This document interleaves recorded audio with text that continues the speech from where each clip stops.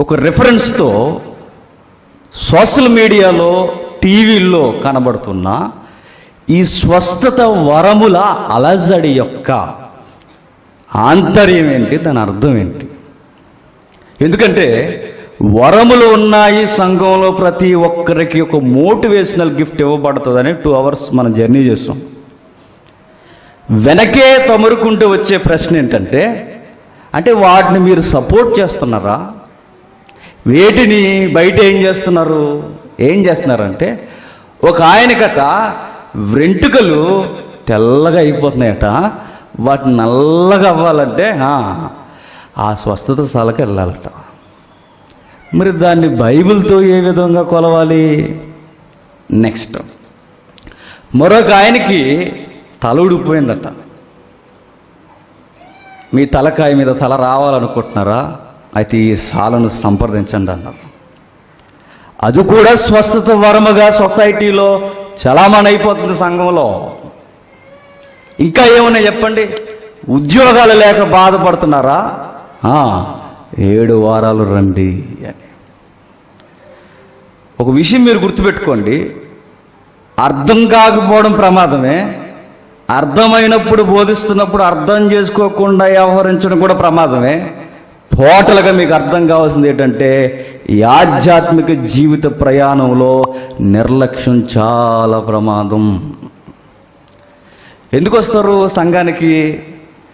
సంఘానికి వచ్చి మీరు ఏ విధమైన గిఫ్ట్ మీరు పొందుకోకుండా, గిఫ్ట్ అంటే ఏది ఇచ్చేస్తాం అనుకోకండి, వరం, ఏ వరం మీకు లేకుండా, వరముందన్న సంగతి కూడా మీకు తెలియకుండా నిర్లక్ష్యంగా బతికేస్తే అది ఎంత అసహ్యంగా ఉంటుందో మీకు ఒక ఎగ్జాంపుల్ చెప్తా. ఎవడైనా ఇంటికి వచ్చి కేవలం వాడి ఇంటికి వచ్చి భోజనం చేసేసి మరలా వెళ్ళిపోతున్నాడు అనుకోండి, వాడు కేవలం ఇంటికి వచ్చేది భోజనం చేయడానికి, వాడి ఇంట్లో ఏం జరిగిపోయినా వాడికి అనవసరం, ఇంట్లో ఏమైపోయినా వాడికి అనవసరం, ఇంట్లో కష్టాలు వాడికి అనవసరం, ఇబ్బందులు అనవసరం, ఏమీ పట్టించుకోకుండా కేవలం భోంచేసి వెళ్ళిపోతే వీడిని ఏమనాలి చెప్పండి? వాడు పనికిరాని తిండిపోతానాలి. సంఘానికి కేవలం మీరు అలా వచ్చి అలా వెళ్ళిపోతే మీరు కూడా ఏ బ్యాచ్ చెప్పండి? బాధ్యత లేని తిండిపోతుల వ్యవహారం అనమాట. కుటుంబంలోనికి ఒకడు వచ్చి పడిదిని వెళ్ళిపోతే ఎంత చండాలంగా ఉంటుందో, సంఘానికి వచ్చి ఆత్మీయ ఆహారాన్ని అలా మేసేసి కక్కేసి వెళ్ళిపోతే మీకు వాడికి తేడా ఏమీ ఉండదు. అందుకే తెలుసుకునే ప్రయత్నం చేయండి. లోకంలో జరుగుతున్న వరముల వ్యాపారం యొక్క సంగతి బైబిల్తో కొలుద్దాం. వరములేంటో మనం చూసాం, ల్యాండింగ్ ఏం జరుగుతుందో ముగించే ప్రయత్నం చేద్దాం. అవ్వకపోతే నెక్స్ట్ తరగతి కొనసాగిద్దాం. ఈ సిరీస్ని మాత్రం మీరు మిస్ అవ్వద్దు, ఎందుకంటే చాలా ప్రమాదం జరుగుతుంది కనుక. చూద్దాం. మత్తయి సువార్త 27వ అధ్యాయం, మత్తయి సువార్త 27వ అధ్యాయం, క్షమించండి 7వ అధ్యాయం 22వ వచనం నుండి. ఆ దినమందు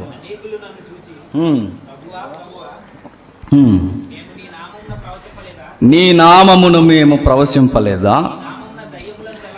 నీ నామమున దయ్యములు వెళ్ళగొట్టలేదా? నీ నామమున అనేకమైన అద్భుతములు చేయలేదా అని చెప్పెదరు. అప్పుడు నేను మిమ్మును నేను ఎన్నడూను ఎరుగను, అక్రమము చేయువార్లారా నా యొద్ద నుండి పొండని వారితో చెప్పెను. దీన్ని జాగ్రత్తగా స్టడీ చేయండి. నాకు తెలిసి ఇందులో 12 సంవత్సరాల నుంచి వాక్యం వినేసి వాళ్ళు ఉన్నారు, ఒక 5-6 సంవత్సరాల నుంచి వాక్యం వినేసిన వారు ఉన్నారు, ఒక 2-3 సంవత్సరాల నుంచి సంఘంతో జర్నీ చేస్తున్న వారు ఉన్నారు. ఇప్పుడు మిమ్మల్ని అందరినీ నేరుగా ఈ వచనాన్ని మీరు ఎన్నిసార్లు విని ఉండాలి. విన్నారా లేదా మాకు సంబంధం లేదంటారా? విన్నారుగా. ఈ విన్న దానిలో అసలు వచనం నీకు ఏమర్థమైంది? ఏమర్థమైందంటే మన ముఖాలే చెప్తున్నాయి. ఏమని? ఏమర్థం లేదు. ఏమర్థమవుతుంది అక్కడ? నేను క్వశ్చన్ అడుగుతున్నా. ఆ దినమందు అన్నాడు. ఏ దినమందు చెప్పాలి? ఈ దినం మీరు ఇంటికి వెళ్ళరు చెప్తున్నాను. అది ఆ దినమందు అన్నాడు. ఏ దినమందు? జడ్జిమెంట్ డే, తీర్పు దినమందు, ఆయన రాకడ దినమందు. ఏం జరుగుద్దట ఆయన రాకడ దినమందు? ఆ దినమందు అనేకులు నన్ను చూస్తూ, ప్రభువా ప్రభువా మేము నీ నామమున ప్రవశింపలేదా? భగవానుండి జడ్జిమెంట్ డే నాడు అబద్ధాలు చెప్పరు. చెప్తారా? చెప్పినా వారు సోది వినడానికి నిలబడ్డవాడు అబద్ధికుడు కాదు. ఏమిరా మీరు మాట్లాడుతున్నది అబద్ధాలు మాట్లాడుతున్న అల్లా ఆయన అక్రమం జరిగించాను అంటే వీరు చెబుతున్న దానిలో వాస్తవం ఉంది. చూడండి, నీ నామాన్ని ప్రవచింపలేదా? నెక్స్ట్, నీ నామాన్ని దయ్యాలు వెళ్ళగొట్టలేదా? నీ నామము అనేకమైన అద్భుతాలు మేము చేయలేదా? చెయ్యలేదు అనలేదు ఆయన. క్రమం తప్పించారు అన్నాడు. అంటే జడ్జిమెంట్ డే నాడు కూడా తెర మీదకి వచ్చే పాయింట్స్ ఏంటంటే వరములు క్రమం తప్పే బ్యాచ్ ఆ రోజు కూడా బతికే ఉంటారన్నమాట. వ్యాపారం వ్యాపారం వ్యాపారం జరిగిపోతుంది సార్వత్రిక సంఘంలో. వరములు ఉన్నాయని కొందరు, వరములు లేవని కొందరు. వరం ఉంటే ఏంటి, లేకపోతే ఏంటని మనలో కొందరు. అసలు ఏం జరుగుతుందో అయోమయ పరిస్థితులు, ఐయామ్ బిలీవర్ అని సాదాసీదాగా బతికేసే అనేకులు క్రిస్టియన్ ఫ్లేవర్లో ఎందరో. బైబిల్ మనకు అనవసరం, బైబిల్లో ఏముందో మనకు అనవసరం, ఏ టెక్స్ట్ ఏం చెప్తుందో మనకు అనవసరం. కానీ సీనియర్ క్రిస్టియన్స్ మనం అంతే. అందుకే సంగమా, ఏం జరుగుతుందో మీరు గ్రహించకపోతే, మీకు మరలా చెప్పాను గతించిన తరగతిలో ఎంతమంది విన్నారో లైవ్ నాకు తెలీదు, కరోనా కన్నా ప్రమాదకరమైనది ఏంటంటే తప్పుడు బోధ, తప్పుడు ఆధ్యాత్మిక నడవడిక.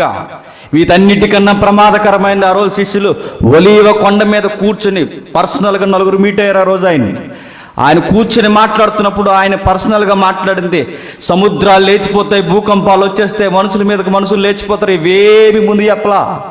ఆయన చెప్పింది ఒకే ఒక్కటే, అనేకులు నా నామాన్ని వచ్చి మోసం మోసం మోసం చేసి, ఇది డేంజర్ అన్నాడు. అన్నిటికన్నా డేంజర్ ఏంటంటే ప్రకృతి వైపరీత్యాలు కాదట, వైరస్లు కాదట, మనుషుల మీద మనుషులు పగలబెంచుకోవడం కాదట. మరి ఏది ప్రమాదకరమైందంటే చెప్తున్నాడు, ఏది తప్పుడు సమాచారం, తప్పుడు సువార్త, ఇది డేంజర్ అన్నాడు సంఘానికి. అందుకు ఆ సిరీస్ ఆ రోజు నుంచి మనం కంటిన్యూ చేస్తున్నాం. ఎంతమంది ఫాలో అయిన వారు ధన్యులు, అయిపోయిన వారు మాత్రం ధన్యులు కాదు, దాన్ని అవలంబించిన వారు మరీ ధన్యులు. చూద్దాం ఏం చెప్తున్నాడు. ఆ దినమందు అనేకులు నన్ను చూసి, ప్రభువా ప్రభువా నీ నామమును మేము ప్రవచింపలేదా? నీ నామమున దయ్యములు ఎల్లగొట్టలేదా?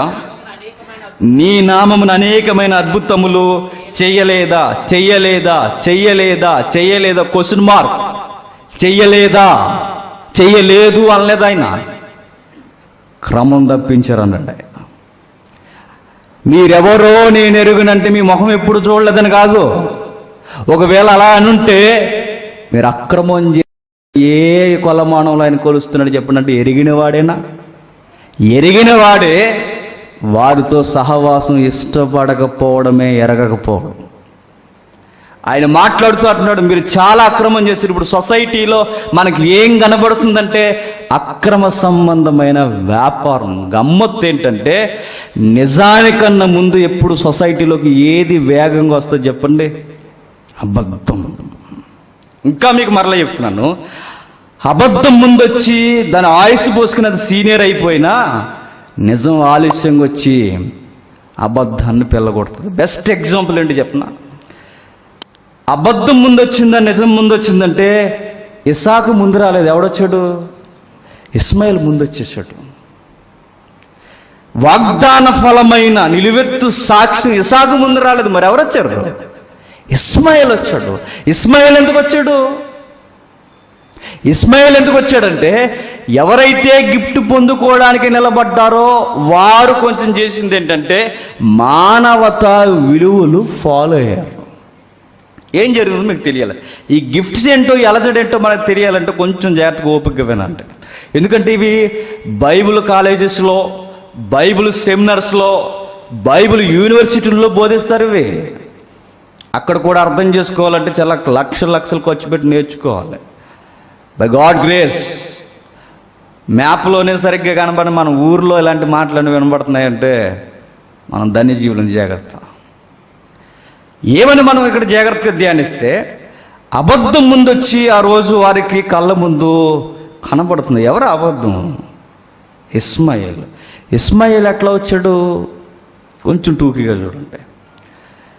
అన్న చెప్పినట్టుగా యాకోబు ఎలా అయితే స్వనిర్ణయాలు తీసుకున్నాడో, అబ్రహాము గారు కూడా కొన్ని స్వనిర్ణయాలు తీసుకున్నాడు. ఏమిటా సొంత నిర్ణయాలు? దేశంలో కరువు వస్తే ఈజిప్ట్కి వెళ్ళి ఫుడ్ సంపాదించుకుందాం అనుకున్నాడు. వెళ్ళినే ఆయన గారికి ఒక ఆలోచన వచ్చింది. ఎందుకు? పక్కన ఉన్నది ఎవరు? మిస్ యూనివర్స్ ఉంది. ఎవరు ఆవిడ? చెప్పండి, మీ అందరికి అమ్మ చారమ్మ.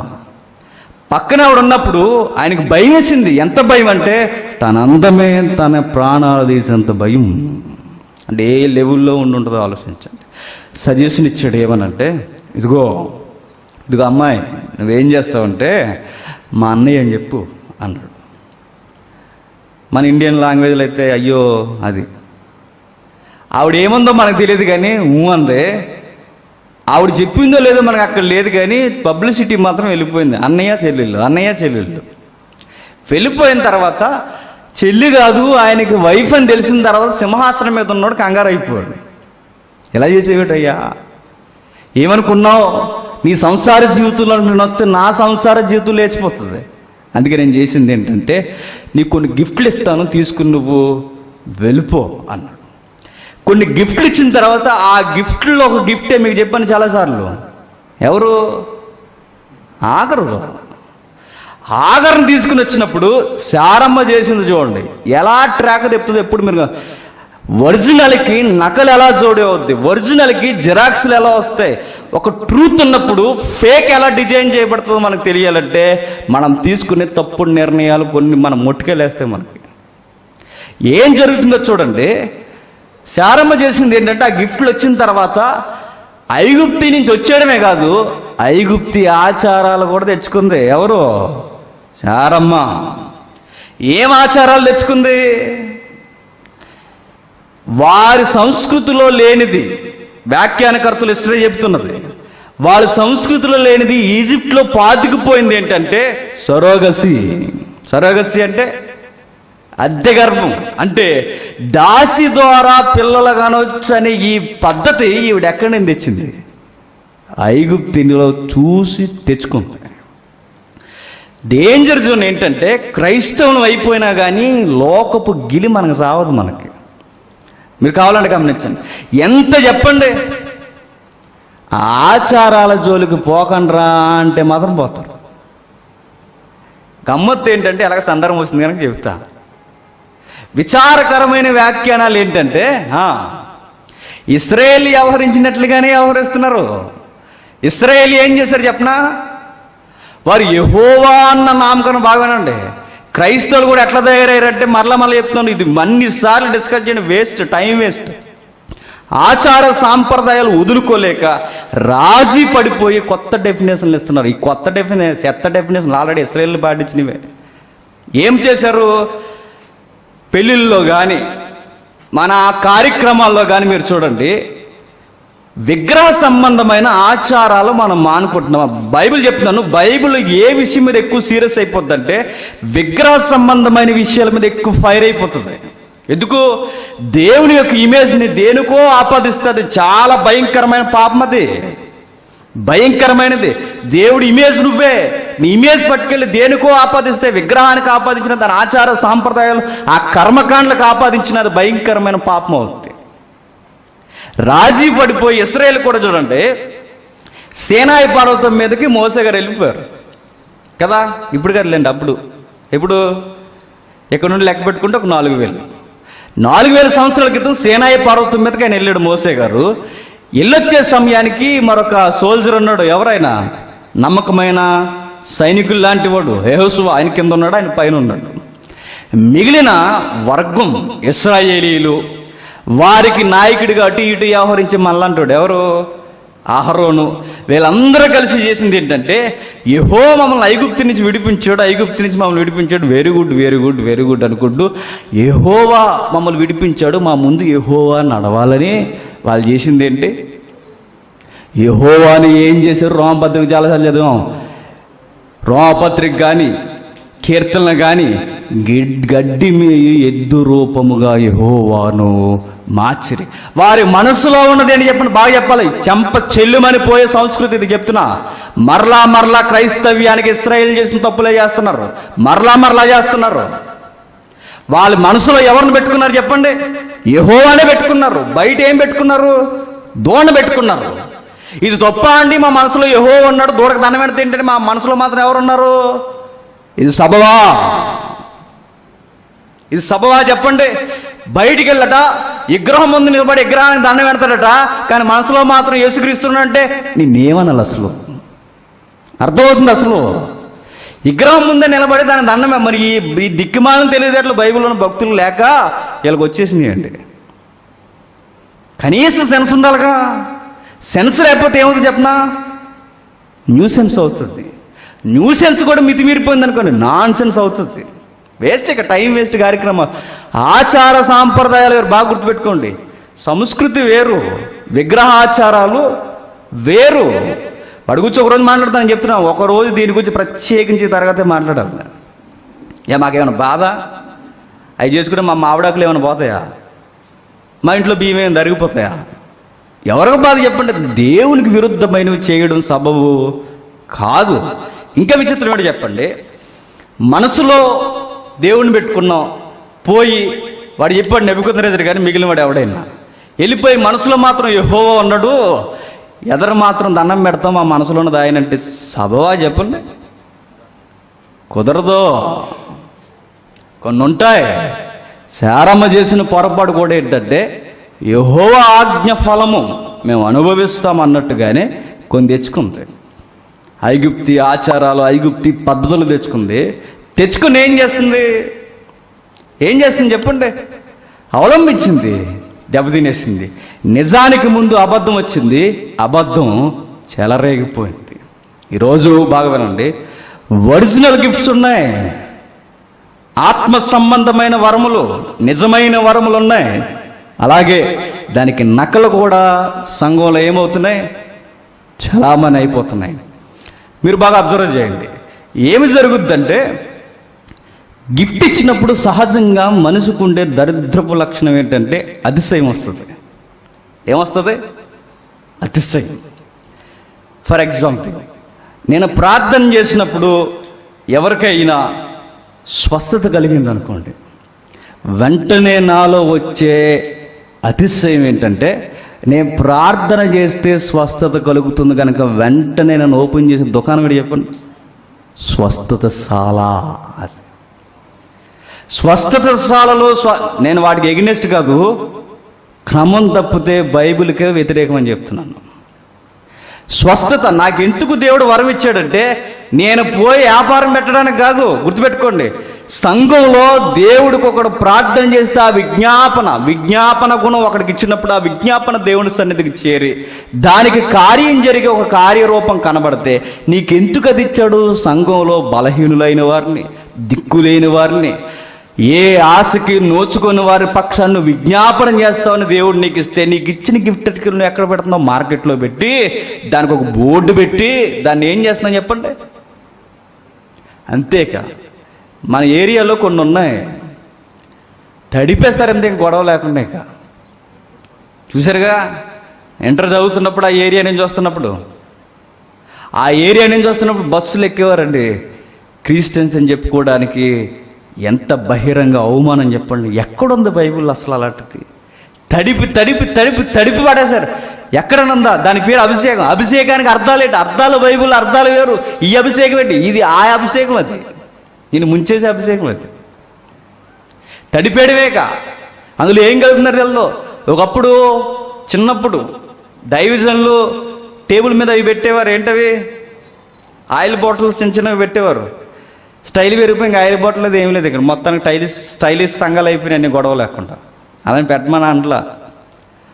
పెట్టిన తర్వాత కొంచెం బాగుంటుంది. బైబిల్లో ఆయిల్ అనే ఒక మెథడ్ ఉంది కనుక ఆ విధముగా ఒక ఆచారం వచ్చిందంటే ఏదో మూలన ఒక సెన్స్ లేకుండా క్రిస్టియానిటీలోనికి రాదు. అది పెట్టుకున్నారు కనుక దాన్ని చేసి చక్కగా ప్రార్థన చేసి ఒక సిలువు గుర్తేసి ఆత్మీయ వాతావరణంతో వెళ్ళిపోయారు. ఇప్పుడు అలా లేదు, ట్రెండ్ మారిపోయింది. ఏంటి, స్ప్రేలు వచ్చేసేట, పొలాలను కొడతారు చూసారా పురుగుల మందులు, ఆ స్ప్రే తీసుకొచ్చి పైనుంచి కింది వరకు మొత్తం తడిపేస్తున్నారు. ఇలా చూడండి, ఇది హిమాలయాలు ఎక్కువ వెళ్ళొచ్చినట్టు మొత్తం తడిసిపోయి దారుణంగా ఆటో స్టాండ్లో బస్ స్టాండ్లో తడిసిపోయి ఆడపిల్లలు అలా నూనెలో తడిసిపోయి బహిరంగ తిరిగితే క్రిస్టియానిటీకి ఎంత అవమానంగా ఉంటుంది చెప్పండి, దారుణంగా. ఇవన్నీ ఎలా వచ్చాయంటే ఒరిజినల్ని ఉపయోగించుకోవడం రాకపోయినా, ఉన్నదాన్ని గుర్తించడం రాకపోయినా, నీకు ఇవ్వబడిన గిఫ్ట్ ఎక్కడ ఉపయోగించాలో నీకు తెలియకపోయినా నష్టం సంఘానికి జరుగుద్ది. ఎట్లా ఉంటుందంటే ఇది అడ్వర్టైజ్మెంట్ డెమోలు ఉంటుంది చూడండి. కృపావరాలు చెడ్డదని అంట్లా, కృపావరాలని ఉపయోగించుకోవడం రాకపోతే చెడ్డ కార్యం. అడ్వర్టైజ్మెంట్లు చూడండి, సేమ్ ఇప్పుడు సంఘ వాతావరణం అట్లానే అయిపోయింది. అడ్వర్టైజ్మెంట్లు మనం చూస్తున్నప్పుడు అడ్వర్టైజ్మెంట్లో డెమో ఇస్తాడు. ఏమిస్తాడు డెమో? ఒక ఎగ్జాంపుల్ చెప్పండి, ఒక అడ్వర్టైజ్మెంట్ ఎగ్జాంపుల్ చెప్పండి. ఎవడు చెప్పండి తమ్ముడు, ఏముంది? టీవీలు చూడటం అంత ఉత్తమంలాగా యాక్ట్ చేయకని చెప్పండి. ఏదో ఒకటి చూడండి, ఒక హీరోయిన్ ఒక శారీ కట్టుకుంది, ఆ శారీ కంచిపొట్టు, ఇంకేముంది చందన బ్రదర్స్, ఇంకేదోటి ఉంది. ఆవిడ అలా చూపిస్తున్నప్పుడు మనం టెంప్ట్ అయిపోతాం. మీరు ఏమని టెంప్ట్ అవుతారంటే నువ్వు కూడా ఆ చీర కట్టుకుంటే అలా అయిపోతావు, అలా కనబడతావు. దీన్ని డెమో అంటారు. దీన్ని రైమండ్ సూట్ వేసుకుని ఒకడు ఆడు బాగుంటాడు, మనకేంటి ఆడికి మనకి తేడలా, వాడు చూపిస్తాడు. వాడు చక్కగా ఫిట్నెస్ మెయింటైన్ చేస్తారు మోడల్స్. వాడు వేసుకుని రైమండ్ సూట్ వేసుకుని బ్యాక్గ్రౌండ్ మ్యూజిక్ వేసుకుని టక టక టక వచ్చేసరికి మనం కంగారు అయిపోయి మనం కూడా ఇంచుమించు నేను అలాగే ఉంటాను అనుకుంటాం. కానీ ఇది కనబడదు మనకి. మధ్యప్రదేశ్ అది మాత్రం చూడండి. అవన్నీ దేనికంటే ఓ డెమో చూపిస్తూ ఒక దాన్ని ఆకర్షించు, ఒక డెమో చూపిస్తూ ఇదిగో పేస్టెట్టు కడకండి మిలమిల సచిన్ టెండూల్కర్ లాగా మెరిసిపోతాయి. అప్పుడు ఒక యాడ్ వచ్చేది హాహాహా నవ్వుతూ. చిన్నప్పుడు మ్యాచ్ చూసినప్పుడు క్లోజప్ కోల్గెట్ అనుకుంటాను, నువ్వు చూడాలి, నువ్వు కొట్టలేదు అప్పటికి. ఆ చిన్నప్పుడు వచ్చేది యాడ్ అది. అలా వాడు చూస్తున్నప్పుడు ఇగో నీ పాచిపళ్ళు మిలమిలా మెరిచిపోవాలంటే ఆ పేస్ట్ వాడు, దీన్ని డెమో అంటారు. సేమ్ ఇప్పుడు ఎలా అయిపోయింది చెప్పిన, లక్ష సబ్బు హీరోయిన్ని లక్ష సబ్బుని చూపించి మీరు ఎలా అయిపోతారు అన్నట్టుగా స్వస్థత సాల్లో రోగులు చూపిస్తూ రోగగ్రస్తుడికి, రోగం ఉన్నవాడికి, రోగులకి స్వస్థత సాలు చూపిస్తున్నారు. తప్పు కదండి ఇది. వ్యాపారం ఎలా అయితే తయారైపోయిందో సంఘం కూడా అట్లానే తయారైపోయింది. లక్ష సబ్బు చూపించి లోకం ఆకర్షించుకున్నట్టుగా ఈరోజు స్వస్థతను చూపించి రోగులను ఆకర్షించుకుంటున్నారు. తప్పిది. స్వస్థతలు జరుగుతాయి. ఆ స్వస్థత ఎక్కడ జరుగుద్ది? స్థానిక సంఘంలో. ఎందుకు జరుగుద్ది? ఉమ్మడిగా నడవడానికి. అంతేగాని ఒక్కడ హైలైట్ అయిపోయి దాన్ని వ్యాపారంగా చేసేసి దాన్ని నడిపించాడు, అది వాక్యానుసారము కాదు. ఎక్కడ లేదు బైబిల్లో, ఎక్కడ బైబిల్ చెప్పదు. ఎవడైతే ఇప్పుడు నేను ప్రార్థన చేసినప్పుడు ఎవరికైనా స్వస్థత జరిగితే అది ఎందుకు ఇవ్వబడింది? సంఘాన్ని ఎవరైతే ఉన్నారో ఒకరి కొరకు ఒకరు విజ్ఞాపన చేసి స్వస్థత లేదా బోధించేవారం, లేదా పంచిపెట్టేవారం, ప్రేమించేవారం, ఇవన్నీ ఎందుకు ఇవ్వబడ్డాయంటే స్థానిక సంఘంలో, మీ సంఘంలో మీరు ఒకరి పట్ల ఒకరు అనురాగం కలిగి ఉమ్మడిగా ఆత్మ సహవాసం చేసి నడుస్తారు. అందుకే ఇవ్వబడింది. ఇప్పుడు నేను ఈ సంఘంలో నిలబడినప్పుడు, నాకు ఈ వరం ఇవ్వబడినప్పుడు నేను వెళ్ళిపోయి ప్రత్యేకంగా ఒక స్థలం తీసుకొని అక్కడ స్వస్థతశాల పెట్టాను అనుకోండి, ఏమవుద్దో తరగతి ముందుకెళ్తే అర్థమవుతుంది. ఇది ఎట్లా ఉంటుంది చెప్పనా? వరం ఇవ్వబడినప్పుడు వరం మనకు సరిగ్గా అర్థం కాకపోతే ఆ వరం మనల్ని అతిశయింపజేస్తుంది. ఎట్లా అంటే, బెస్ట్ ఎగ్జాంపుల్, బైబిల్లో అన్యుల నుండి వచ్చిన విచిత్రమైన ప్రవక్త ఉన్నాడు. ఎవరైనా? బిలాం గారు. బిలాము ప్రవక్తకి ఇవ్వబడిన పవర్స్ ఏంటంటే నీకు నచ్చితే నాకు నచ్చుతారు, నీకు నచ్చకపోతే నాకు నచ్చరు అన్నాడు. ఎవరు? దేవుడు. అలాంటి పవర్ ఉంటే మనం ఏం చేద్దామంటే లేపేద్దాం ఒకటిని. నాకు నచ్చలేదు బ్రోవా, ఈవిడ నచ్చలేదు, ఆవిడ నచ్చలేదు, అతను నచ్చలేదు, ఇతను నచ్చలేదు, అందుకే ఇవ్వలేదు దేవుడు మనకి. బిలాంకి అది ఉండేది. బిలాంకి అది ఉండేది కనుక బిలాం ఏం చేసేవాడంటే ఆ పవర్ నడుస్తున్నప్పుడు ఆ పవర్ని రాంగ్ ట్రాక్లో తీసుకెళ్తున్నాడు. రాంగ్ ట్రాక్లో తీసుకెళ్తున్నప్పుడు బిలామును సరిచేయడానికి మరొకరికి వరం ఇవ్వబడింది. ఎవరికి? ఎవరు చెప్పండి? గాడిదకి మాట్లాడే వరం ఇవ్వబడింది. ఒక విధముగా దానికి అన్య భాష. అది ఏది? నాకు అర్థం వాళ్ళు కృపావరాలు సెన్స్ ఉన్న వారికి. గాడిదకి అన్య భాష ఏంటి? మానవ భాష. మానవ భాష అది మాట్లాడడం దానికి అన్య భాష. మరి దాని సొంత భాష, దాని మాతృభాష ఏంటి? అరండోసారి అది దాని భాష. దాని భాష అన్య భాష ఏదంటే ఇదిగో మానవ భాష. గమ్మత్తు ఏంటంటే గాడిద, ఏది బిలాముకు బుద్ధి చెప్తున్న గాడిద, నాకు మాట్లాడే వరం వచ్చిందని నేను సింహాన్ని ఫీల్ అయితే అది సింహం అవుద్దా? అర్థం అవ్వాలి. Simple logics. దానికి మాట్లాడే వరం ఇవ్వబడింది కనుక ఇప్పుడు నేను సింహాన్ని యాక్ట్ చేస్తే సింహం అయిపోద్దా? ఈరోజు వరం ఉందని చెప్పుకొని, వరం ఉందని అర్హత లేని మనం వరాలు ఉన్నాయని చెప్పుకొని మనం ఎలా అవుతుందని చెప్పనా? వరం ఉపయోగించడం రాకుండా గాడిద స్థానంలో ఉండాల్సిన వారు ఎలా యాక్ట్ చేస్తున్నారు? సింహాల్లో యాక్టింగ్ చేస్తున్నారు.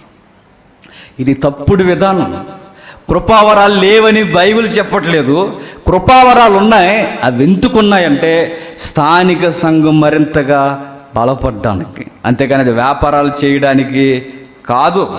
చూద్దాం ఒకసారి రోమిలికి రాసిన పత్రిక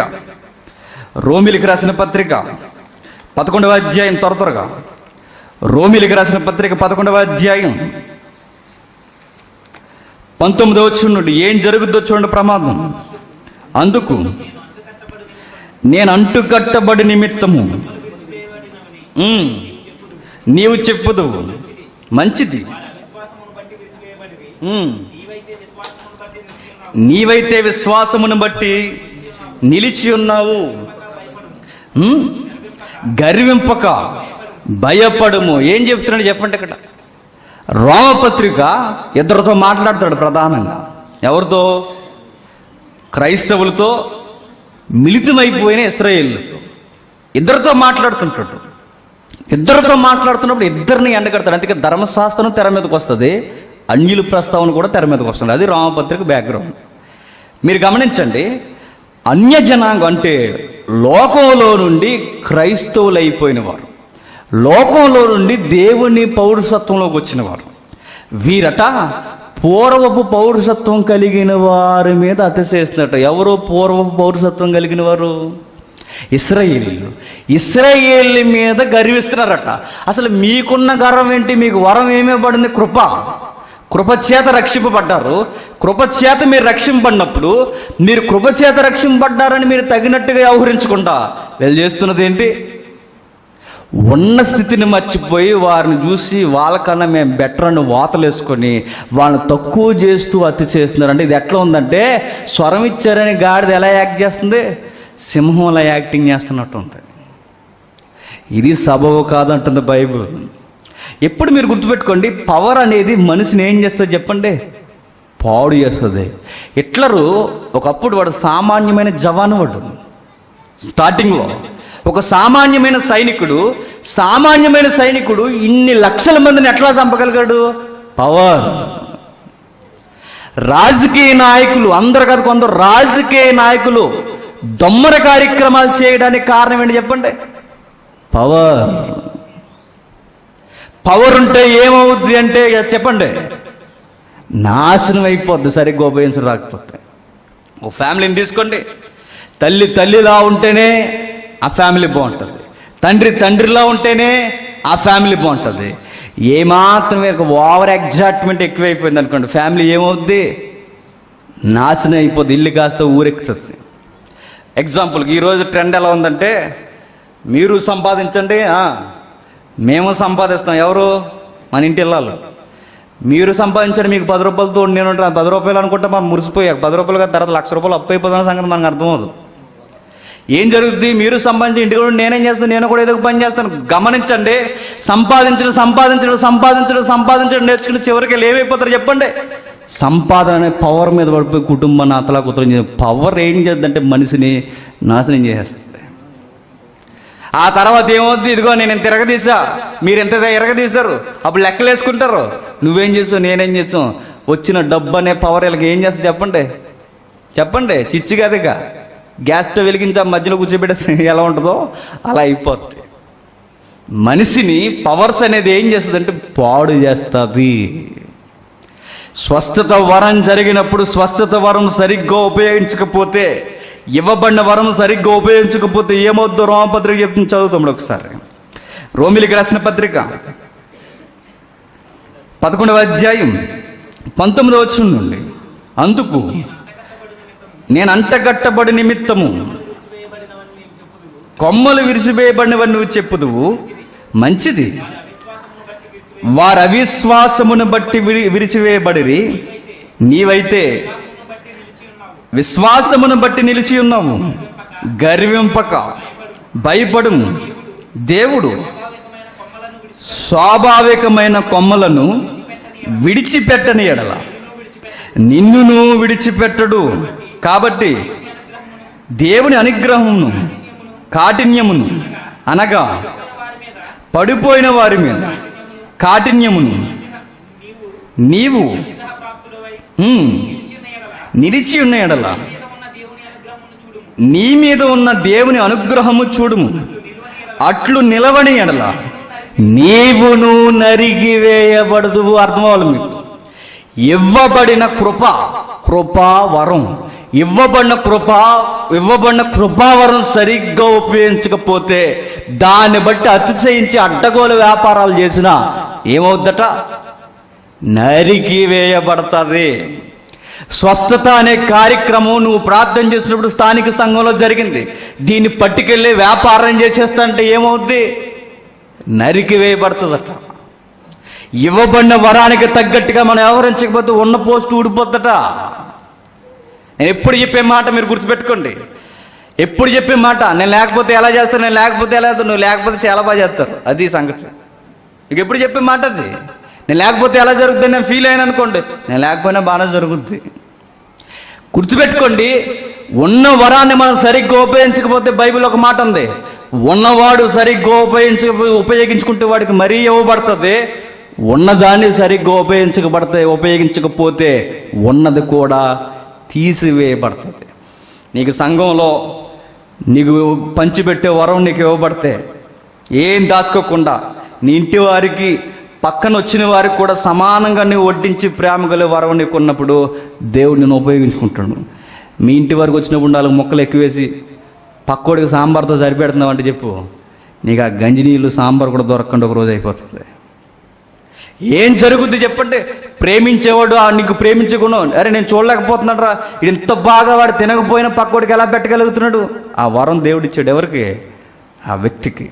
ఇక్కడ నిలబడి ఎన్నోసార్లు నేను మాట్లాడే ప్రయత్నం చేశాను, వీడు చక్కగా మాట్లాడుతాను, నేను ఎందుకు అలా మాట్లాడలేకపోతున్నానంటే ఆ వ్యక్తికి దేవుడు వరం ఇచ్చాడు, నీకు కూడా ఇస్తాడు. నువ్వు నమ్మకంగా ఉన్న పదవిలో ఉన్న వరములో నమ్మకాన్ని మనం చేకూర్చుకుంటే ఇంకా మనకేం పెరుగుద్ది? బాధ్యత పెరుగుద్ది. ఒక పవర్ మనకి ఇచ్చారనుకోండి, పవర్ దేనికి చెప్పండి? అధికారానికి గుర్తు కదా అది. దేనికి? బాధ్యతకు గుర్తు. కలెక్టర్ ఆఫీస్కి వెళ్ళండి, వెళ్ళిన తర్వాత అక్కడ ప్యూన్ ఉంటాడు, లోపల మరొక ఆయన కూడా ఉంటాడు, పెద్ద ఆయన. ఎవరు? కలెక్టర్ ఉంటాడు. ఇద్దరికి ఏరియాస్ ఏంటి చెప్పండి? ఇద్దరిలో ఉన్న డిఫరెంట్ ఏంటి చెప్పండి? ఆయనకి హోదా పెరిగిందంటే ఆయనకి బాధ్యతలు ఎక్కువ ఉంటాయి. నువ్వు ఈ స్థాయిలో ఉన్నావంటే నీ బాధ్యతలు ఎక్కడున్నాయి? పవర్ పెరుగుతుందంటే బాధ్యతలు పెరుగుతాయి, అంతేగాని అధికారం తీసుకొని ఎదుటివాడి మీద మనం సెలయించడానికి కాదు. కృపావరాలనే అధికారం, మోటివేషనల్ గిఫ్ట్ అనేది మనకి ఎందుకు ఇవ్వబడుతుంది అంటే అనేకుల శ్రేయస్సు కొరకే మనకి ఇవ్వబడింది. దీన్ని వ్యాపారం చేసి ఒక నిలబడి 1000 మందిని తన దగ్గర రప్పించుకొని అతడే సెలబ్రిటీలో వ్యవహరించేసి దాన్ని వ్యాపారం చేస్తున్నాడని గుర్తుపెట్టుకోండి. అతడు నరకబడతాడు, వచ్చిన వారు కూడా నరకబడతారు. అది సరి అయిన విధానం కాదు.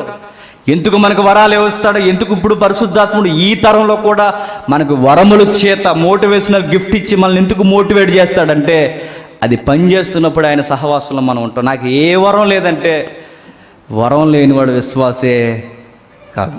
ఇప్పుడు నేను అడుగుతున్నాను, ఈ సంఘంలో గట్టిగా నిలబడి చూడగలిగితే ఎంతమంది ఈ సంఘంలో దేవుని పనిలో యాక్టివ్గా పనిచేస్తారంటే 4-5 ఉంటారు. మరి మిగిలిన వారి సంగతి ఏంటి? వరం ఉందో లేదో తెలీదు, అసలు వరాలంటే ఏంటో మనకు తెలీదు. చెప్పండి, అసలు ఎందుకు వస్తున్నాం కూడా మనకి తెలీదు, వస్తాం అంతే. దీనికి నేను చెప్తున్నాను, స్పందన సరి అయిన వ్యవహారం. మీరు ఏంటి, మీ సంఘంలో మీ పాత్ర ఏంటో మీకు అర్థం కాకపోతే ఎక్కడికి వచ్చిన సినిమా థియేటర్కి వెళ్ళిన పెద్ద తేడా ఏమీ ఉండదు. ఆడ తెర మీద బొమ్మేస్తాడు, ఇక లైవ్లో మేము నిలబడి యాక్టింగ్ చేసినట్టు ఉంటుంది అంతే. ఇంకా అది హీరోయిన్లు ఉంటారు అంతే, లేదా ఆయనే నిలబడమని అంతే. పెద్ద యాక్టింగ్, ఇదంతా యాక్టింగ్ అయిపోద్ది. గమనించండి. ఇంకా ఏం జరుగుతుంది? అదే 12వ అధ్యాయం చూద్దాం. రోమపత్రిక 12వ అధ్యాయం, రోమపత్రిక 12వ అధ్యాయం 3వ వచనం. ఇవ్వబడిన కృపావరాన్ని సరిగ్గా ఉపయోగించాలని ఎంత స్పష్టంగా మనకు చెబుతున్నాడు చూడండి. తన్ను తాను ఎంచుకున్న దానికంటే ఎక్కువగా ఎంచుకొనక దేవుడు ఒక్కొక్కరికి విభజించి ఇచ్చిన విశ్వాస పరిమాణ ప్రకారం తాను స్వస్థ బుద్ధి గలవాడగుటకై తగిన రీతిగా తన్ను ఎంచుకొనవలెను. చూసారా ఏమిచ్చాడు ఇక్కడ? తన్ను తాను, ఒక మాట అన్నాడు చూడండి, తనును తాను ఎంచుకొనిన దానికంటే ఎక్కువగా ఎంచుకొనక. నీకు ఇవ్వబడిన గిఫ్ట్ ఇది అని నువ్వు అర్థం చేసుకుని సరిగ్గా అక్కడ పని చేయకుండా నాకు ఏదో ఇవ్వబడిందని నేను పెద్ద సెలబ్రిటీలో ఒక స్వస్థతశాల పెట్టేసి ఏవో పెట్టేసి నా దగ్గరకు వస్తే ఇవి జరుగుతాయని ఒక డెమో చూపిస్తుంది. ఏమవుద్ది? వ్యాపారం అవుద్ది. బయట వ్యాపారం ఎలా జరుగుతుంది చెప్పండి? MBA చేసిన వాళ్ళకి అందరికీ అర్థమవుద్ది. మాస్టర్ ఆఫ్ బిజినెస్ అప్లికేషన్ అనుకుంటా, అడ్మినిస్ట్రేషన్. ఏం చేస్తారు? అందులో బిజినెస్ ట్రిక్స్ అన్ని నేర్పిస్తారు. డెమోలు చూపిస్తూ ఆకర్షించడం, డెమోలు చూపిస్తూ ఆకర్షించడం. సంఘం కూడా ఏం చూపిస్తుంది? ఇదిగో ఆయనకి ఇల్లు వచ్చింది, నీకేమొస్తుంది చెప్పండి? నీకు కూడా ఇల్లు వస్తుంది. ఆయనకి జాబ్ వచ్చింది, నీకేమొస్తుంది? ఎక్కడికి వస్తే? సంఘానికి వస్తే. ఇదిగో ఆయనకి ఏమొచ్చింది? కారు వచ్చింది, నీకేమొస్తుంది? నీకు కూడా కారు వస్తుంది. సేమ్ అడ్వర్టైజ్మెంట్లో చూపిస్తూ, ఒక మోడల్ని చూపిస్తూ ఎలా అయితే వ్యాపారం చేస్తారో సంఘంలో కూడా ఏం చేస్తున్నారు చెప్పండి? డెమోలు చూపిస్తున్నట్టుగా మేలులు జరిగాయని అనుకుంటున్న వారిని నిలబెట్టి ఆ డెమో చేత అనేక మందిని ఆకర్షించి వేల మందిని ఆ సంఘానికి రప్పించుకుంటున్నారంటే ఇది అక్రమం కాకపోతే క్రమం అవుద్దని చెప్పండి. వీళ్ళందరూ ఆ రోజు నిలబడతారంట. ఎక్కడ? జడ్జిమెంట్ ఏనంట. ఆ రోజు అడుగుతారట, ప్రవచనాలు చెప్పాం, నీ వాక్యపు ప్రవచనాలు చెప్పాం, ఇంకా మేమేం చెప్పాం? అద్భుతాలు చేసాం, నీ నామాన్ని బలముగా మేము అందిస్తున్నాం అనుకున్నాం. కానీ ప్రభు అంటాడు, మీరు క్రమాన్ని మార్చేశాడు. ఎందుకు మీకు వరం ఇవ్వబడింది? గతించిన తరగతి ఎంతమంది గుర్తుందో నాకు తెలీదు. ఎందుకు మీకు వరం ఇవ్వబడిందంటే ఎందుకు ఇవ్వబడింది? మానవ అతీతమైన వరములు ఒక విశ్వాసికి ఎందుకు ఇవ్వబడ్డాయంటే దేవుని గురించి సాక్షార్థముగా సువార్త ప్రకటించడానికి వరం అనేది ఇవ్వబడిందని మనం నేర్చుకున్నాం. ఆ సాక్ష్యాన్ని గల్లంత చేసి వాక్యానికి ముందు సాక్ష్యం. ఏ సాక్ష్యం చెప్పండి? ఈయనకేదో జరిగిందట, ఈటైనకి లావ్ అవట్లేదట, ఈ మధ్య లావ్ అయ్యాడట ఇక్కడికి వచ్చిన తర్వాత. ఆయన సన్నం అవట్లేదట, ఇక్కడికి వచ్చిన తర్వాత సన్నం అయిపోయాడట. ఇంకేమైంది? బయటోడు అడ్వర్టైజ్మెంట్ చూసి నాకు అలా 6 ప్యాక్ బాడీ వస్తే బాగుంది అనుకుంటే సాలకు కూడా వచ్చి ఏం చేస్తున్నారు చెప్పండి? తినడం తగ్గితే తగ్గుద్ది. ఇక్కడికి వచ్చి ఏం చేస్తున్నారు? నా ఆకారం కూడా అలా. ఇదంతా ఏమవుద్ది చెప్పండి? వ్యాపారం అవుద్ది. స్వస్థత వరం కానీ, ప్రార్థనా విజ్ఞాపన కానీ, ప్రవచన వరం. ప్రవచనాన్ని కానీ మీరు అక్కడికి వెళ్ళిపోకుండా మీకు చెప్పిన ప్రవచనం అంటే ఏంటో, పరిస్థితులను అర్థం చేసుకుని జరగబోయే నష్టాన్ని బైబిల్ కొలబద్దులు అంచనేయడం కూడా ఏంటది? ప్రవచనమే. ఆ కొలబద్దులన్నీ మనకి ఏమి నేర్పిస్తున్నాయి అంటే ఇదిగో స్థానిక సంఘం బలపడడానికి ఇవన్నీ మనకు నేర్పిస్తాయి. కానీ మనం ఏం చేస్తున్నాం చెప్పండి? ఎక్కడికో పోయి నిలబడి ఏదో మనం చూపిస్తున్నామంటే ఇది భయంకరమైన క్రమాన్ని తప్పిస్తున్న అక్రమం. నిజానికి అక్కడికి వెళ్ళి జరుగుతాయంటే జరగవు, ఏమైనా జరుగుతాయంటే ఏమీ జరగవు. ఏం జరిగితే ఏమీ జరగక నాటకాలు నేర్చుకుంటున్నారు. నాటకాలు ఇట్లా ఏం జరిగింది చెప్పండి. ఆ మధ్య ఎవరో చెయ్యి వచ్చింది ఆవిడకి, నిజంగా వచ్చిందో చెయ్య, వంకర తిరిగిపోంచే, అది ప్రాక్టీస్. అది కచ్చిపులు అమ్మేస్తున్నారు, కచ్చిపులు అమ్మడం ఎక్కడుంది? ఇవన్నీ ఏంటంటే వరమును ఎలా ఉపయోగించాలో తెలియకపోతే క్రమం తప్పిపోయి వ్యాపారం అయిపోతాయి. ఇంకా నేర్పిస్తున్నాడు చూడండి. అదే 12వ అధ్యాయం 3వ వచనం, త్వరగా. తాను ఎంచుకున్న దానికంటే ఎక్కువగా ఎంచుకొనక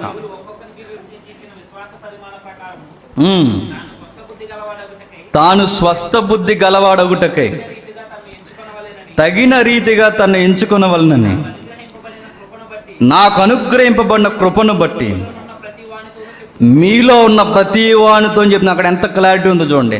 నాకు అనుగ్రహింపబడిన కృప అన్నాడు. నాకు అనుగ్రహింపబడిన కృప ఎందుకు? మీకు చెప్పడానికి అంటున్నాడు. ఎవరు? పౌలు గారు. నాకు అనుగ్రహింపబడిన కృప ఏంటంటే మిమ్మల్ని సరిగ్గా నడిపించడానికి. నాకు ఇవ్వబడిన కృప దేనికంటే నేను సరిగ్గా ఉండడానికి. అక్కడ ఒక మంచి మాట ఉందో చూడండి. ఏమని? విశ్వాస పరిమాణ ప్రకారం తాను స్వస్థ బుద్ధి గలవాడొకటకే. విశ్వాస పరిమాణ ప్రకారము తాను స్వస్థ బుద్ధి గలవాడొకటకే. మనకి మంచి బుద్ధి రావాలంటే గుర్తుపెట్టుకోండి, వరాన్ని సరిగ్గా ఉపయోగిస్తే మనకి ఏమొస్తుంది? స్వస్థ బుద్ధి వస్తుంది. బుద్ధి ఓవర్ యాక్టింగ్ అయిందనుకోండి, ఏమవుద్ది? నరకబడుతుంది. ఉన్నది కూడా ఏమవుద్ది? తీసివేయబడుతుంది.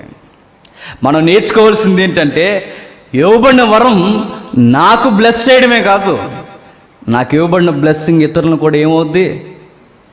దీవిస్తుంది.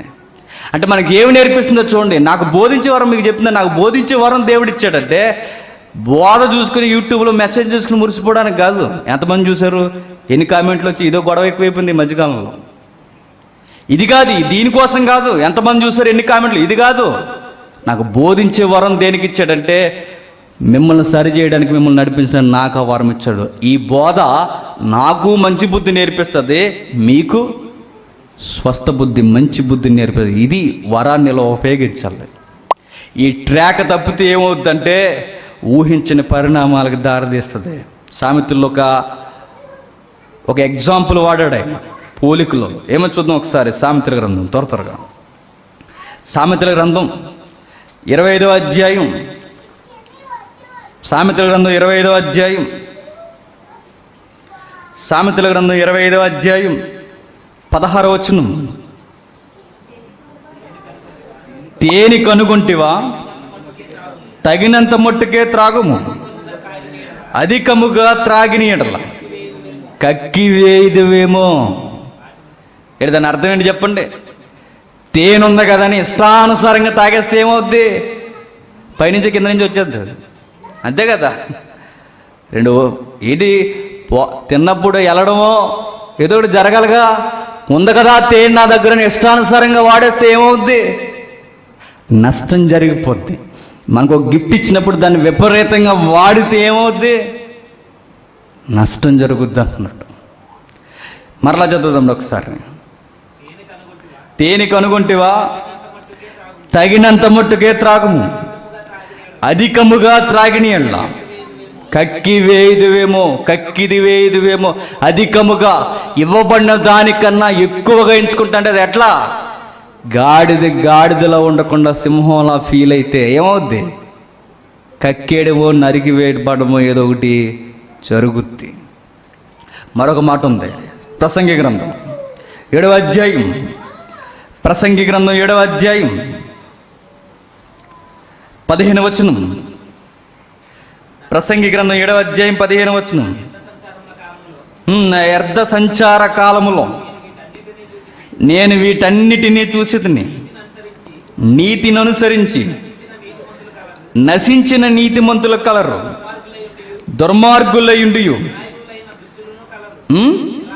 చిరాయులైన దుష్టులను కలరు. ఏమర్థమైంది? అది ఏమర్థకపోవడమే మనకున్న గొప్ప వరం. అదొక వరం. ఏం అర్థం కాదు మనకు.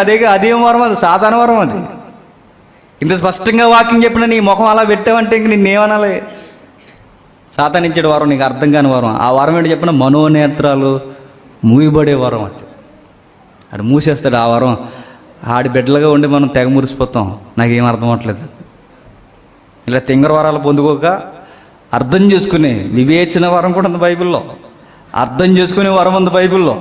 ఎదుటివాడి మాటను అర్థం చేసుకోవడం కూడా వరమే అని చెప్తుంది బైబిల్. చూద్దాం, ఇందులో మనకు మిగిలిపోయేవి ఇంకా చాలా ఉన్నాయి. ఈ రోజు అవతలండి ఇంకా అన్య భాషలు, ఈ దర్శనాలు కూడా వచ్చే వారం చూద్దాం సిరీస్ కొనసాగితే. నా వ్యర్థ సంచారములు కాలములో నేను వీటన్నిటినీ చూసి నీతిని అనుసరించి నశించిన నీతిమంతులు కలరు, దుర్మార్గులయుండి చిరాయువులైన దుష్టులను కలరు. ఏమర్థమవుతుంది? నా వ్యర్థ సంచారం పనికి రా అని కొన్ని జర్నీలు చేశాను అంటున్నాడు. ఎవరు? సొలొమోను గారు. నాకు పనికి రా అని కొన్ని జర్నీలు, కొన్ని ప్రయాణాలు చేశాను. అవి ఎందుకు పనికిరావు? వ్యర్థమైన వేస్ట్ జర్నీలు అవన్నీ. ఆ వేస్ట్ జర్నీల్లో కొన్ని అబ్జర్వ్ చేశాను నేను అంటున్నాడు ఆయన. ఏం అబ్జర్వ్ చేశాడట ఆయన? నీతిని అనుసరించి నశించిన నీతిమంతులు కలరు. నీతిని అనుసరించి నశించిపోయిన నీతులేంటి? నీతిని అనుసరించి నశించిపోయిన నీతిమంతులేంటి? నీతిని అనుసరించి నడిచిన వాడు రక్షింపడాలి. నీతిని అనుసరించి నడిచిన వాడు నీతిమంతుడు నశించిపోవడం ఏంటి? ఈ ట్రాక్ మీకు అర్థమైతే ఈజీగా అర్థమైపోతుంది. నీతిని అనుసరించే నడుస్తారు. ఆ నీతిలో దేవుడు ఒక గిఫ్ట్ ఇస్తాడు. దాన్ని సరిగ్గా ఉపయోగించకపోతే ఏమవుతుంది? నీతే ఆ నీతిలోనికి వస్తారు. ఆ నీతిలో నిలబడిన తర్వాత ఇవ్వబడిన దానికి తగినట్టుగా వ్యవహరించకపోతే ఆ నీతే ఏమవుతుంది చెప్పండి? శాపమైపోయి నశించిపోతాం. వాళ్ళ పాపం చేయలే, ఏమి చేయలే. వారు చేసిన పాపం ఏంటంటే ఒకే ఒక్కటే, ఇవ్వబడిన వరాన్ని సరిగ్గా ఉపయోగించుకోకుండా క్రమాన్ని అక్రమంగా చేసి ఒకరోజు దేవుని ముంగిటి నిలబడి మీరెవరో నాకు తెలియదని అనిపించుకునే పరిస్థితికి వచ్చి నరకంలో నశించిపోతాం. కాదా చెప్పండి? నీతిని అనుసరించి నశించిపోయిన వారు, నీతిని అనుసరించి ఈ ఒక్క యాంగిల్ అని చెప్పట్లా, ఈ వాక్యంలో ఈ యాంగిల్ కూడా మనకు ఉందని చెప్తున్నాను నేను. నీతిని అనుసరించిన వారు కూడా నాశనం అవుతారంటే ఎందుకు నాశనం అవరు? ఇంత చచ్చి వాతావరణంలోకి మీరు వచ్చి ఇన్ని వర్తమానాలు మీరు విని, ఇంత చక్కటి లోతైన భావాలు విని మీరు పట్టనట్టుగా తిరిగితేనే చెప్తున్నాను. మీరు లోకంలో సినిమాలకు వెళ్ళరు, షికార్లకు వెళ్ళరు, ఎక్కడికి వెళ్ళరు, మీరు ఏమీ చేయరు. సంఘానికి వస్తారు, వింటారు, వెళ్తారు. ఈ నీతి మార్గానికి, సంఘానికి మీరు వచ్చారు, కానీ స్పందించవలసిన స్పందన మీ దగ్గర లేకపోతే మీరు ఏమవుతారు చెప్పండి? నశించిపోతారు. సంఘానికి వస్తారు, కానీ ఒకరోజు మీరు నిత్య స్థానంలో నిలబడడానికి మీకు అర్హత ఉండదు. నీతిని అనుసరించి నశించిపోయేవారు కలరట. ఆ నశించిపోయిన వారి లిస్టులో మనం ఉండకూడదని జాగ్రత్త పడంటే. ఇంకా ఏం నేర్పిస్తుంది చూద్దాం. రోమిలికి రాసిన పత్రిక 12వ అధ్యాయం. రోమిలికి రాసిన పత్రిక 12వ అధ్యాయం త్వరగా. ఈ 12వ అధ్యాయం ఏంటో చూసాం గతించిన తరగతిలో.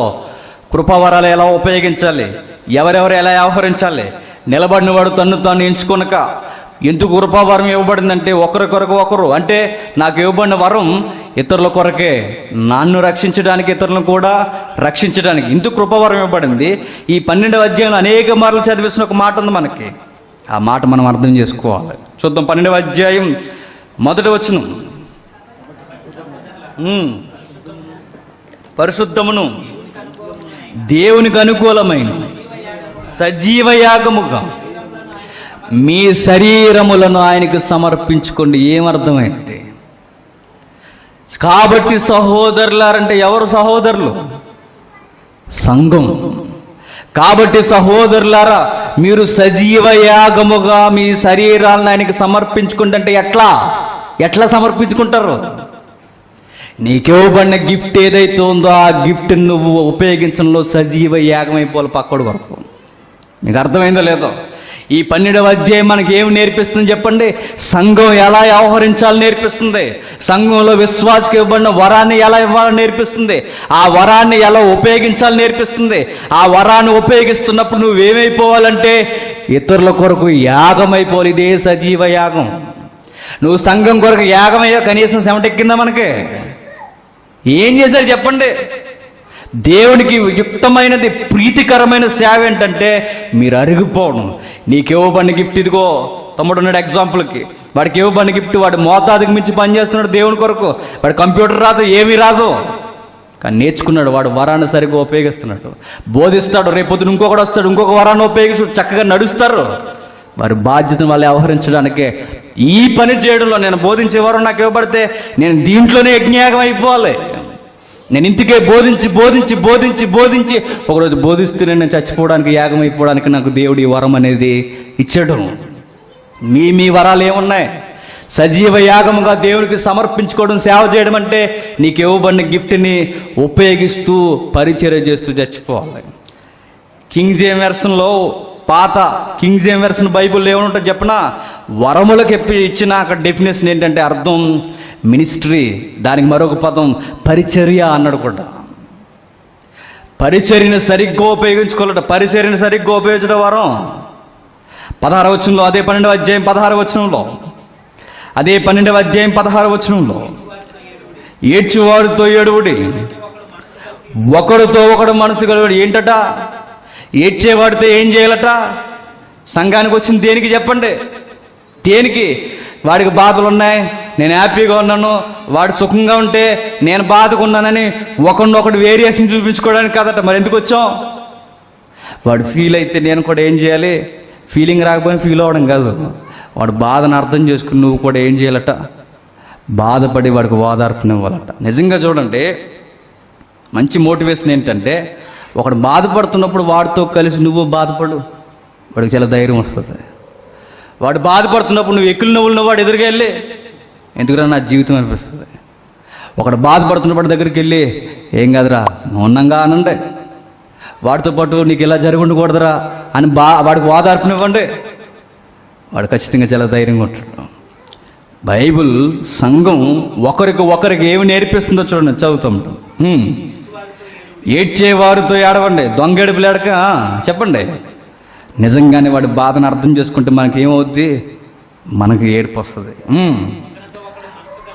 ఒకరితో ఒకడు మనసు కలిసి ఉండండి, ఎచ్చివాటి యందు మనసుంచక తక్కువ వాటి ఎందుకు కూడా ఆసక్తులు ఉండే. ఎప్పుడు మీరు పై రూపాలే చూడక, ఎక్కడెక్కడైతే లోపాలు ఉన్నావో, ఎక్కడెక్కడైతే ఇబ్బందులు ఉన్నావో, ఎక్కడెక్కడైతే పరిస్థితులు బాగాలేదో మీరు అక్కడ ఇన్వాల్వ్ అవ్వడం నేర్చుకోండి అంటాడు. కానీ మనం ఏం చేస్తాం చెప్పండి? ఎవడ బాధ ఆడదన్నట్టు అయిపోతాం మనం, ఎవడ సంతోషం వాడదన్నట్టు అయిపోతాం, ఎవడ పండగ వాడదన్నట్టు అయిపోతాం. ఈరోజు సంఘం ఎలా అయిపోయిందంటే, కృపావరాలు ఉపయోగించుకోవడం రాలేదు, కృపావరాన్ని బట్టి అతిశయించడం వచ్చింది. కృపావరం ఉన్నవారు ఎలా ఉపయోగించాలో తెలియక, అరే నాకు ఇతరుల కొరకు ఇది ఇవ్వబడిందని గ్రహించక సహవాసం వల్ల అపవాసం అయిపోయింది. అందుకే కొరింథీ సంఘం కృపావరాలు ఎక్కువ కలిగి కృపావరాలు సరిగ్గా ఉపయోగించుకోలేదు కనుక అక్కడ ఏమైపోయింది? అల్లరైపోయింది. అక్కడ ఎన్ని కృపావరాలు ఉన్నాయో అంత అల్లరి వచ్చేసింది. ఆ అల్లరి మధ్యకి తెర మీద గీల కూడా వచ్చేస్తారన్నారట. ఎవరు? స్త్రీలు. మీరు నోరు మూయండి అన్నాడు అర్జెంటుగా. ఎవరిని? స్త్రీలని. కృపావరాలు ఇవ్వబడడం ఎంత మంచిదో, కృపావరాలను సరిగ్గా ఉపయోగించకపోవడం కూడా అంత ప్రమాదం అట. అదే 12వ అధ్యాయం, ఇప్పుడు జాగ్రత్త చదువుదాం. అదే 12వ అధ్యాయం మొదటి 3 వచనాలు. అదే 12వ అధ్యాయం మొదటి 3 వచనాలు. కాబట్టి సహోదరులారా, పరిశుద్ధమును దేవునికి అనుకూలమైన సజీవ యాగముగా మీ శరీరములను ఆయనకి సమర్పించుకోవడానికి దేవుని వాత్సల్యమును బట్టి మిమ్మును బతిమాలుకొనుచున్నాను. ఇట్టి సేవ మీకు యుక్తమైనది. మీరు ఈ లోక మర్యాదను అనుసరింపక ఉత్తమము, అనుకూలమైన, సంపూర్ణమైన దేవుని చిత్తం ఏదో పరీక్షించి తెలుసుకున్నట్లు మీ మనస్సు మారి నూతన మగుట వలన రూపాంతరం పొందిడి. అప్పుడు చెబుతున్నాడు, తన్ను తాను ఎంచుకున్న దానికంటే ఎక్కువగా ఎంచుకొనక. దేవుడు ఒక్కొక్కరికి విభజించి ఇచ్చిన విశ్వాస పరిమాణ ప్రకారం తాను స్వస్థ బుద్ధి గలవాడగుటకు తగిన రీతిగా తన్ను ఎంచుకొనవలనని నాకు అనుగ్రహింపబడిన కృపను బట్టి మీలో ఉన్న ప్రతి వానితోనూ నేను చెబుతున్నాను. ఇందుకు వరములు ఇవ్వబడ్డాయట. ఈ వరములు ఎందుకంటే నువ్వు సజీవ యాగముగా సేవ చేయడానికి. సజీవ యాగముగా సేవ చేయడం అంటే ఏంటి చెప్పండి? ఇప్పుడు నీకు ఏదైతే వరం ఇవ్వబడిందో ఆ వరం కొరకు నీ జీవితాన్నే అర్పించడం. అంటే వరం ఇవ్వడం అంటే మరలా చెప్తాను మీకు, సూపర్ మ్యాన్లో స్పైడర్ మ్యాన్లో అయిపోవడం కాదు. చెప్పానుగా గతించిన తరగతిలో, అది కాదు. ఒక బర్నబాని చూడండి, ఒక పౌలు గారిని చూడండి, ఒక పేతురు గారిని చూడండి, వాళ్ళకున్న వరాలు ఎలా ఉపయోగించారో చూడండి. ఈరోజు కూడా మనకి ఇవ్వబడిన వరం, బోధించేవాడైతే బోధించడంలో వాడు సజీవ యాగముగా సమర్పించుకోవాలి. వాడు సంఘంలో ధనాన్ని సమకూర్చేవాడైతే వాడు నమ్మకంగా ధనాన్ని ఏం చేయాలి? సజీవ యాగం కంటే వాడు ఆవిరైపోయేంత వరకు ఆ ధనం విషయంలో నమ్మకంగా ఉండాలి. ఒకడు పెద్దగా వ్యవహరిస్తున్నాడంటే ఆ పెద్దరికం కొరకు అవసరమైతే ఏదైనా త్యాగం చేయాలి. మరొకడు సపోర్ట్ చేసేవాడుగా ఉంటే ఆ సపోర్ట్ చేసే గుణం దేవుడు వాడికి ఇచ్చడానికి బర్నబాలాగా అతగాడు సంఘం కొరకు ఎంతకైనా ముందడుగేయాలి. ఎందుకు మనకి ఇవ్వబడ్డాయంటే ఒకరి కొరకు ఒకరికి. మీరు ఎలాగే వచ్చి మీరు కూర్చుండిపోయి నాకు ఏ వరం ఉందో కూడా తెలియట్లేదంటే నేను చెప్తున్నాను, వచ్చే వారం మిస్ అవ్వకంటారంటే ఎందులోనూ మీరు జోగుతున్నారని మాత్రం మీకు అర్థమవుతుంది. తరగతట ఇప్పుడు గుర్తుపెట్టుకోండి, చరిత్రట ఇంగ్లీష్లో ఒక డైలాగ్ ఉంది, చరిత్ర పరిస్థితులు సరిగ్గా లేకపోతే మరలా చరిత్ర మొదలవుద్దట. ఇశ్రాయేలు చరిత్ర బైబిల్లో ఎందుకు రాయబడిందంటే గుర్తుపెట్టుకోండి, క్రీస్తు సంఘం సరిగ్గా వ్యవహరించకపోతే మరలా చరిత్ర మొదలవుద్ది. ఆ చరిత్రను ఎందుకు బైబిల్లో రాశాడంటే మన చరిత్ర సరిగ్గా ఉండాలంటే. ఎందుకు మన కృపావారాలు మనకి ఎక్కట్లేదు, ఎందుకు మనకి ఇంత సబ్జెక్టు ఇన్ని గంటలు చెప్పిన ఎక్కని బ్యాచ్ కూడా ఉన్నారంటే మీరు గుర్తుపెట్టుకోండి, మీరేదో చేస్తున్నారు. ఆ చేసేది జరిగేది ఏంటో వచ్చే తరగతి మిస్ అవ్వకండి. ఈ సిరీస్ చాలా ఇంపార్టెంట్. ఇది మీరు అర్థం చేసుకుంటే ధన్యజీవులు అవుతారు. సజీవ యాగముగా మీరు ఎలా సేవ చేయాలో మీకు అర్థమైపోతుంది. లోకం మర్యాదలు మీకు అనవసరం, దేవుని మర్యాద మనకు చాలా అవసరం. లోకపు పోకడలు మనకు అనవసరం, దేవుని చిత్తమేడో గ్రహించడమే మనకి ఇవ్వబడిన వరం. ఆ వరాన్ని సరిగ్గా ఉపయోగించాలి. బయట వ్యాపారం జరుగుతుంది వరం మిస్ చేసుకుంటూ. ఒక వర్గం మనం చూసిన ఈ వారం మీకు ఏమర్థమైందో, ఈ వారం మనం చూసింది ఏంటంటే వరాన్ని వ్యాపారంగా చేసిన వారిని చూసాం. రెండో వర్గం ఏంటంటే వరాన్ని ఎందుకు పొందుకోలేక అసలు వరమే మాకు అవసరం లేదని ఎందుకు వ్యవహరిస్తున్నారో వచ్చే వారం మనం చూస్తాం. బయట వ్యాపారం ఎలా జరుగుతుందో చూస్తాం. ఉన్న వరాన్ని ఎందుకు సంపాదించుకోలేకపోతాం వచ్చే వారం.